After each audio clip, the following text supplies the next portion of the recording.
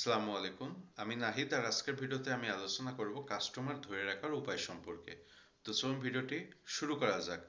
আপনি যদি আপনার কাস্টমার দীর্ঘ সময়ের জন্য ধরে রাখতে চান, তাহলে সেক্ষেত্রে আপনাকে অবশ্যই কিছু পন্থা বা কিছু উপায় অবলম্বন করতে হবে। তো এখন প্রশ্ন হলো, সেই পন্থা বা সেই উপায়গুলো কি? আপনি যদি আপনার কাস্টমার দীর্ঘ সময়ের জন্য ধরে রাখতে চান, তাহলে সেক্ষেত্রে যে পন্থাগুলো বা যে উপায়গুলো অবলম্বন করতে হবে সেগুলো হলো: নাম্বার এক, আপনি কখনো আপনার কোনো কাস্টমারকে কোনো খারাপ কিংবা ত্রুটিপূর্ণ বা ত্রুটিযুক্ত পণ্য দিবেন না। কেননা আপনি যদি আপনার কোনো কাস্টমারকে খারাপ কিংবা কোনো ত্রুটিপূর্ণ বা ত্রুটিযুক্ত পণ্য বা প্রোডাক্ট দেন, তাহলে সেক্ষেত্রে আপনি আপনার কাস্টমার হারাবেন এবং আপনার ব্যবসা হবে শর্ট টার্ম বিজনেস। আপনি কখনো লং টার্ম বিজনেসে সাস্টেন করতে পারবেন না। এরপরে নাম্বার দুই, আপনি যদি আপনার কোনো কাস্টমারকে কোনো ওয়াদা করেন কোনো বিষয়ে, কিংবা আপনি যদি কোনো বিষয়ে আপনার কোনো কাস্টমারকে কথা দেন, তাহলে সেক্ষেত্রে আপনি সর্বোত্তম চেষ্টা করবেন আপনার ওয়াদা বা আপনার কথাটা রাখা।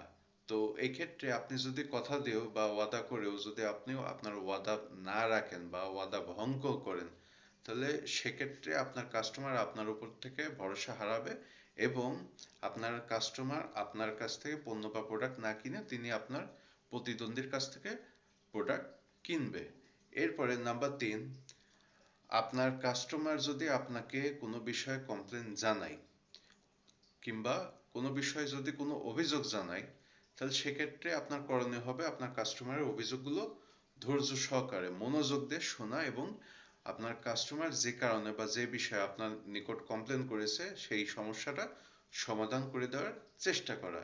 এরপরে নাম্বার চার, আপনি আপনার কাস্টমার ধরে রাখার জন্য যে কাজটা করতে পারেন সেটা হলো আপনি আপনার কাস্টমারের চাহিদা মোতাবেক আপনি আপনার পণ্য আপডেট করতে পারেন অথবা আপগ্রেড রাখতে পারেন।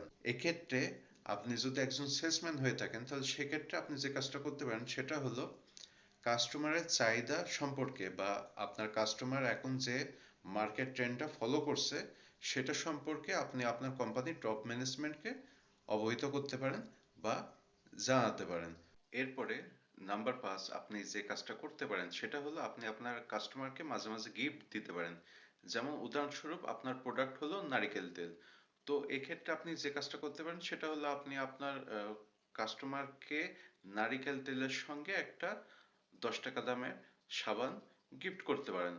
আর এক্ষেত্রে যদি আপনি সেলসম্যান হয়ে থাকেন, তাহলে সেক্ষেত্রে আপনি যে কাজটা করতে পারেন সেটা হলো আপনি আপনার কাস্টমারকে নতুন বছর উপলক্ষে ডায়েরি গিফট করতে পারেন, বর্ষাকাল উপলক্ষে ছাতা গিফট করতে পারেন। তো এক্ষেত্রে যেটা হবে সেটা হলো আপনার কাস্টমার সন্তুষ্ট হবে এবং আপনার কাস্টমার দীর্ঘ সময় যাবত আপনার সঙ্গে থাকবে।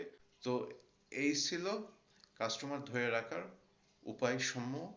তো আজকের ভিডিও এই পর্যন্ত। এরকম নতুন ভিডিও নিয়ে খুব শীঘ্রই আমি আপনাদের সামনে হাজির হব। আপনারা সবাই ভালো থাকবেন। ধন্যবাদ।